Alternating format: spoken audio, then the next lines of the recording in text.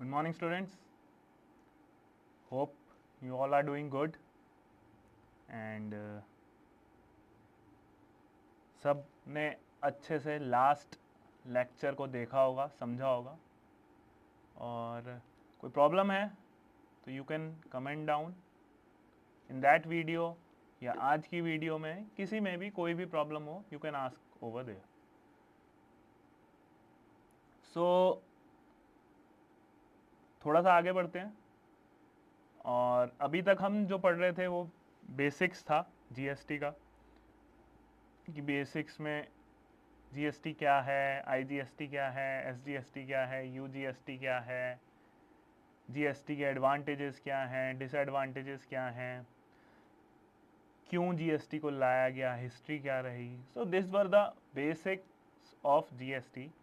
अब थोड़ा सा एडवांस करते हैं, थोड़ा सा और चीज़ें जानते हैं इनके बारे में कि जीएसटी जो है वो क्यों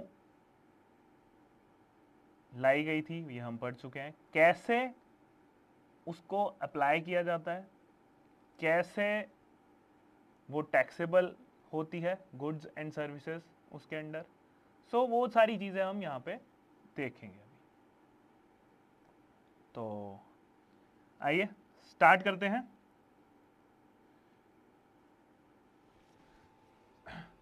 पहली चीज जो हम यहाँ पे आज देखने वाले हैं वो है what is a taxable supply.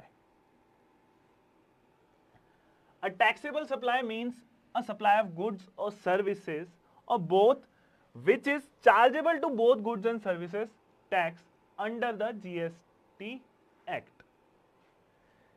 Basically taxable supply का मतलब होता है supply of goods and services. जब हम कोई चीज गुड्स हैं या सर्विसेज हैं, या तो हम गुड्स बेच रहे हैं या हम सर्विसेज प्रोवाइड कर रहे हैं. हम जब एक पर्सन को सर्विसेज प्रोवाइड करते हैं या हम उनको गुड्स बेचते हैं, तो जब वो गुड्स दे दी जाती हैं या सप्लाई सर्विस पूरी कर दी जाती है, तो वो जो कहलाती है वो कहलाती है supply. That means it will be taxable when आपका गुड्स जो है एंड सर्विसेज जो है वो बिल्कुल वहां पे पहुंच गए, आपने उन्हें दे दी, जो भी सर्विस प्रोवाइड करनी थी वो प्रोवाइड कर दी, तो वो क्या कहलाता है, सप्लाई. अब टैक्सेबल कब हो जाएगी? टैक्सेबल होने के लिए उसे पहली चीज जो है वो तो ये है कि वो जो गुड और सर्विसेज हम दे रहे हैं वो जीएसटी एक्ट में आनी चाहिए. It should include in GST act. तो क्या क्या सप्लाई है जो कि मानी जाती हैं एज अ टैक्सेबल सप्लाई, वो देख लेते हैं. According to section 7 of the GST act 2017, CGST act, sale है तो भी टैक्सेबल सप्लाई होगी, ट्रांसफर है तो भी, एक्सचेंज है जैसे कि बार्टर सिस्टम, आपने कहा मैं तो बेच नहीं रहा प्रोडक्ट, मैं क्या कर रहा हूं, बार्टर कर रहा हूं, एक प्रोडक्ट की जगह दूसरा प्रोडक्ट ले रहा हूं. सो अगर वो भी है, एक्सचेंज भी है, तब भी यहां पे सप्लाई मानी जाएगी. रेंटल है तब भी मानी जाएगी, लीज है तब भी मानी जाएगी, एंड डिस्पोजल है तब भी मानी जाएगी. सो ये सारी चीजें अगर होंगी, इनमें से कुछ भी होता है तो वो एक सप्लाई कंसीडर करी जाती है जीएसटी एक्ट के under. Supply should be made for consideration and in course और फर्दरेंस ऑफ बिजनेस. सप्लाई हमेशा किस लिए होगी, आपकी कंसिडरेशन में होगी. कंसिडरेशन क्या होता है? मैं समझता हूं आप अकाउंट्स के स्टूडेंट्स हैं अगर, तो आपको कंसिडरेशन बहुत इजीली पता होगा, बट अगर नहीं भी पता होगा तो अभी हम उसको देख लेंगे कि कंसिडरेशन क्या होता है. ठीक है, अभी आगे देखते हैं, फिर कंसिडरेशन पे भी आएंगे. Certain activities mentioned in schedule 1 are taxable even without consideration. कुछ ऐसी भी एक्टिविटीज हैं जो कि गवर्नमेंट ने कही है कि विदाउट कंसिडरेशन भी आपको जीएसटी में सप्लाई की तरह मानी जा सकती है. क्या क्या है, एग्जाम्पल दे रहे हैं, सप्लाई बिटवीन रिलेटेड पर्सन, कुछ कोई है जो कि रिलेशन में है तो उसके बीच में कोई सप्लाई हो गई। Import of services from a related person, आपने किसी से इंपोर्ट करवाया, वो आपका क्या है, रिलेशन में कोई पर्सन है, आपका कोई कजन यूएस में पढ़ रहा है, आपने उससे कोई मोबाइल फोन या कोई भी इलेक्ट्रॉनिक गैजेट या कुछ और आपने वहां से इंपोर्ट करवा लिया। तो अगर ऐसा कुछ है तो सप्लाई तो वो होगी, बट वहां पे कंसिडरेशन जो है वो टैक्सेबल, उसके विदाउट कंसिडरेशन भी मानी जाएगी। ठीक है, सो दिस इज एन एग्जांपल कि कहां पे सप्लाई टैक्सेबल है और बेसिकली सप्लाई है क्या। तो ये तो बात थी सप्लाई की कि टैक्सेबल कब होगी, जब सप्लाई होगा क्या होगा। अब आगे देखते हैं इसके बारे में क्या क्या हम वो कर सकते हैं। कौन सी टाइप्स ऑफ सप्लाई है जीएसटी में। पहली चीज आ गई टैक्सेबल सप्लाई, जिसके बारे में अभी हमने देखा, supply on which GST is levied, standard rated, zero rated और एग्जम्प्ट सप्लाई। वो सप्लाई जो कि टैक्सेबल है मार्केट में जीएसटी के अंडर, उन पे जीएसटी लिवाई किया जाएगा। ठीक है, चाहे वो स्टैंडर्ड रेट हो, जीरो रेट हो, चाहे वो एग्जम्प्ट हो, बट जीएसटी उन पे लगाया जाएगा अगर वो टैक्सेबल सप्लाई कंसीडर करी जाती है तो। दूसरा पॉइंट आता है exempt supply. Exempt supply includes supplies that are wholly exempt from GST। कुछ ऐसी भी सप्लाईज हैं जो कि कंसीडर्ड करी गई हैं हमारे जीएसटी एक्ट में एग्जम्प्ट फ्रॉम जीएसटी। वो क्या है, for example unprocessed agriculture products, health care services. तो ये कुछ एग्जाम्पल है जो कि कंसीडर करे गए हैं एज अ एग्जम्प्टेड सप्लाई। सो क्या क्या टाइप्स हो गई, पहली टाइप हमने पढ़ी जो टैक्सेबल सप्लाई है जिस पर कि टैक्स लगेगा। दूसरी जो हमने पढ़ी वो क्या है, एग्जम्प्टेड सप्लाई, जिस पे एग्जम्प्ट है, जो कि कंसिडरेशन में नहीं है, जीएसटी उस पे नहीं लगता। फिर है zero rated supply. Zero rated includes exports and supply to special economic zones which are taxed at 0%। तो एक तो हो गई टैक्सेबल सप्लाई, जो कि बेसिक सप्लाई की बात करी हमने, जो भी रेट्स होंगे उसके अकॉर्डिंग उन पे जीएसटी लग जाएगा। एक हो गई एग्जम्प्टेड सप्लाई, जो कि जीएसटी से एकदम एग्जम्प्ट है, जैसे अनप्रोसेस्ड एग्रीकल्चरल प्रोडक्ट्स और हेल्थ केयर सर्विसेज। तीसरी आ गई हमारे पास जीरो रेटेड सप्लाई। कुछ ऐसा भी जगहें हैं, कुछ ऐसे भी गुड्स हैं, कुछ ऐसी भी सर्विसेज हैं जहां पे जीएसटी तो लगता है, जीएसटी तो क्योंकि गुड्स एंड सर्विसेज पे लगना ही लगना है। ठीक है, तो हर एक टाइप का गुड्स एंड सर्विस है, बट वहां पे जो टैक्स लगना है वो लगना है 0%। तो क्या है, जीरो रेटेड। कहां पे होता है ये, एक्सपोर्ट्स एंड होता है, अगर सप्लाई होता है कहां पे, स्पेशल इकोनॉमिक जोन्स में, तो वहां पे क्या है, 0% जीएसटी है। आगे देखते हैं, अगला है composite and mixed supply. Composite and mixed supply क्या होती है, कंपोजिट सप्लाई टू और more goods and services supplied together that are naturally bundled. कुछ ऐसी भी सप्लाईज होती हैं जो कि आप अलग अलग करके नहीं बेच सकते, वो नेचुरली बंडल्ड है, नेचुरली उनको साथ में ही बेचा जाता है। कुछ ऐसे भी गुड्स हैं जो कि आप एक साथ ही बेचोगे, कुछ ऐसी भी सर्विसेज हैं जो कि एक साथ ही बेची जाएंगी। जैसे कि यहां पे मैंने एग्जांपल दिया हुआ है होटल स्टे विद ब्रेकफास्ट। तो होटल स्टे विद ब्रेकफास्ट आपने नॉर्मली देखा होगा, अगर आप अपने पेरेंट्स के साथ या कभी भी आप होटल पे स्टे करने जाते हैं तो वहां पे जो ब्रेकफास्ट होता है वो फ्री होता है। सो ये क्या है, बेसिकली एक बंडल्ड सर्विस है। आप चाहें तो वो सर्विस नहीं ले सकते, बट नॉर्मली होटल्स जो हैं वो ये सर्विस आपको प्रोवाइड करते हैं, वो एक बंडल्ड सर्विस देते हैं। तो जो बंडल्ड सर्विसेज हैं जितनी भी, वो आती हैं आपकी कंपोजिट सप्लाई में। ठीक है। टैक्स रेट कौन सा यहां पे अप्लाई होगा? टैक्स रेट अप्लाई होता है जो कि प्रिंसिपल सप्लाई है। जैसे फॉर एग्जांपल मैं बात करता हूं होटल स्टे विद ब्रेकफास्ट, तो मैं क्या चीज किसके साथ बंडल करके दे रहा हूं? मैं होटल का स्टे मेरा प्रीमियम और प्रिंसिपल चीज है, सप्लाई है, मैं उसे किसके साथ बंडल कर रहा हूं? With the services of breakfast. तो अगर ऐसा कुछ मैं कर रहा हूं तो प्रिंसिपल क्या है? प्रिंसिपल सप्लाई क्या है? होटल स्टे है। तो जब होटल स्टे प्रिंसिपल सप्लाई है तो जो टैक्स रेट होटल स्टे पे लगेगा वही टैक्स रेट पूरी सप्लाई पे लगाया जाएगा। मैं ये नहीं कर सकता कि मैं होटल स्टे का जो टैक्स है वो अलग लगाऊं और मैं ब्रेकफास्ट के लिए अलग टैक्स दिखाऊं। तो यहां पे टैक्स जो लगेगा वो प्रिंसिपल सप्लाई पे लगाया जाएगा।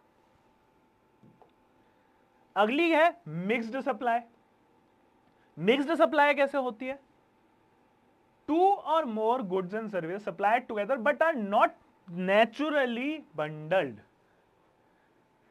मतलब कुछ ऐसा भी होता है, कुछ ऐसी भी सर्विसेज हो जाती हैं या गुड्स हो जाते हैं जो कि नेचुरली नहीं है बंडल्ड, बट हम बंडल करके बेच रहे हैं। जैसे कि एग्जांपल लेता हूं मैं, फॉर एक बहुत बेसिक सा एग्जांपल लेता हूं, आप चाय पत्ती लेने गए तो उसके साथ उन्होंने एक बॉक्स फ्री दे दिया, जार फ्री दे दिया आपको चाय पत्ती रखने के लिए। तो ये चाय पत्ती और जार जो है ये नेचुरली बंडल्ड नहीं है, ये आपने बंडल बनाया, आपने इन्हें क्रिएट किया बंडल। तो वो क्या कहलाई? Mixed supply.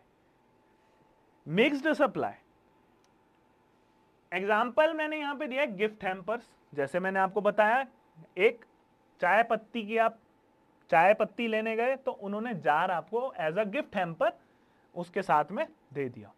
तो क्या हुआ? दोनों नेचुरली बंडल्ड नहीं थे, बट आपको कंपनी बंडल्ड करके दे रही है, वो एक साथ उन्हें जोड़ के दे रही है, एज अ गिफ्ट आपको दिया जा रहा है। तो टैक्स रेट किसका लगेगा?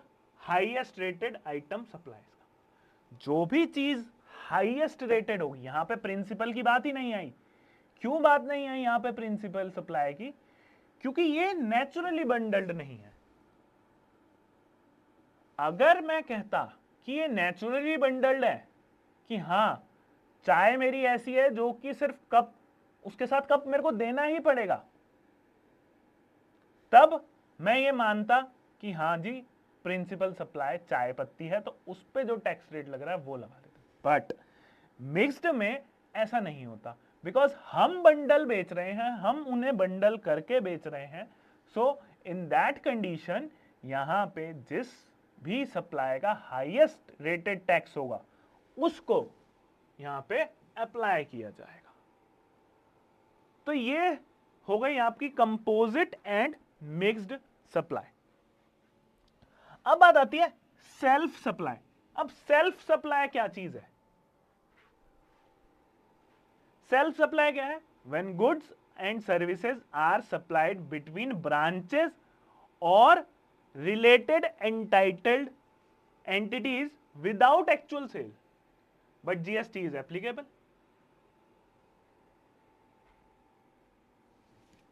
हुआ क्या यहां पे?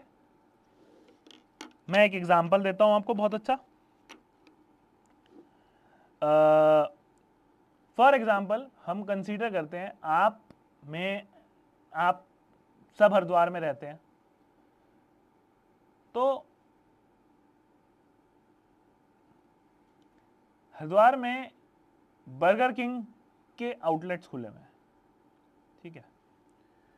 बर्गर किंग के आउटलेट्स में जो भी प्रोडक्ट्स आ रहे हैं, जो भी रॉ मटेरियल आ रहा है, वो कहीं ना कहीं से सप्लाई हो रहा होगा। अब वो कहीं से सप्लाई आ रही है तो यहां पे कोई कलेक्ट कर रही होगी, हर ब्रांच अपनी वो कलेक्ट कर रही होगी। तो जिस स्टेट से रॉ मटेरियल, जिस ब्रांच से, फॉर एग्जांपल मैं कंसीडर कर लेता हूं कि दिल्ली से हरिद्वार रॉ मटेरियल आ रहा है, तो अगर दिल्ली वाली ब्रांच से हरिद्वार में रॉ मटेरियल ट्रांसफर किया जा रहा है एक ब्रांच से दूसरी ब्रांच में, ये क्या कहलाता है? Stock transfer from one branch to other branch. यहां पे सेल नहीं हुई बट स्टॉक ट्रांसफर हुआ, तो यहां पे भी जीएसटी एप्लीकेबल होता है। और जीएसटी एप्लीकेबल हो गया तो इसको क्या कहा जाता है? सेल्फ सप्लाई, कि खुद ही एक कंपनी ने अपनी ही एक ब्रांच से दूसरी ब्रांच में उसको सप्लाई किया। So this is known as self supply. आगे है डीम्ड सप्लाई। अब एक डीम्ड सप्लाई भी है। डीम्ड क्या मतलब क्या होता है? Certain transaction without consideration are treated as supplies under schedule 1। मैंने अभी आपको पिछली स्लाइड में बताया था कि कुछ ऐसी भी सप्लाईज होती हैं जहां पे कंसिडरेशन नहीं होती कुछ भी, जहां पे कंसिडरेशन नहीं होती कुछ भी, बट लेकिन उसके बावजूद भी वो सप्लाई कंसीडर करी जाती है। अगर वो सप्लाई कंसीडर करी जा रही है तो वो सप्लाई मानी जाती है और उसको हम कहते हैं डीम्ड सप्लाई। कैसे? क्या क्या होती है? Permanent transfer of assets, business assets. हमारे बिजनेस के कुछ असेट्स थे, हमने उनको परमानेंटली ट्रांसफर कर दिया, तो क्या हुआ? विदाउट कंसिडरेशन करा बट किसी के अंडर ट्रांसफर हुआ, तो जब एक जगह से दूसरी जगह गया कंसिडरेशन तो कुछ आई नहीं।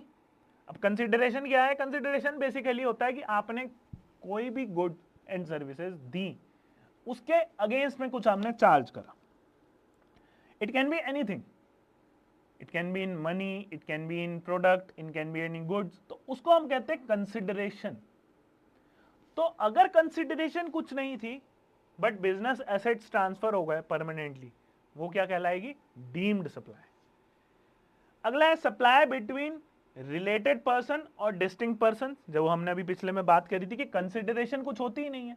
अगर मैं रिलेशन में कुछ चीज मंगा रहा हूं, मेरा कोई रिलेटिव है, वो कोई मेरे को कुछ चीज देके जा रहा है, सप्लाई हो रही है, बट यहां पे क्या है? जीएसटी एप्लीकेबल होता है, इसे डीम्ड सप्लाई कहा जाता है। Goods Saint on approval basis beyond 6 months. 6 महीने से ज्यादा के लिए गुड्स भेज दिए, बियॉन्ड 6 मंथ्स, 6 महीने से ज्यादा के लिए आपने गुड्स भेजे फॉर अप्रूवल बेसिस। तो क्या है? गुड्स जो गए थे वो गए तो थे अप्रूवल के लिए, बट 6 महीने से ज्यादा हो गए तो वो कंसीडर कर लिया जाता है कि वो सप्लाई हो चुकी है। That is known as deemed supply. Next है import of services from a related person और ओन एस्टेब्लिशमेंट। मेरी एक अपनी एस्टेब्लिशमेंट है, मैं अपने नाम पे कुछ इंपोर्ट करा लेता हूं बाहर से, तो वो भी है deemed supply.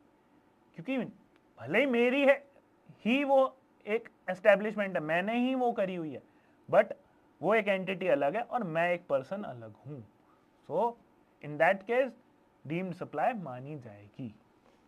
So these were the types of supply जो कि जीएसटी में आती है। आगे देखते हैं, कंसिडरेशन की हम बात कर रहे थे।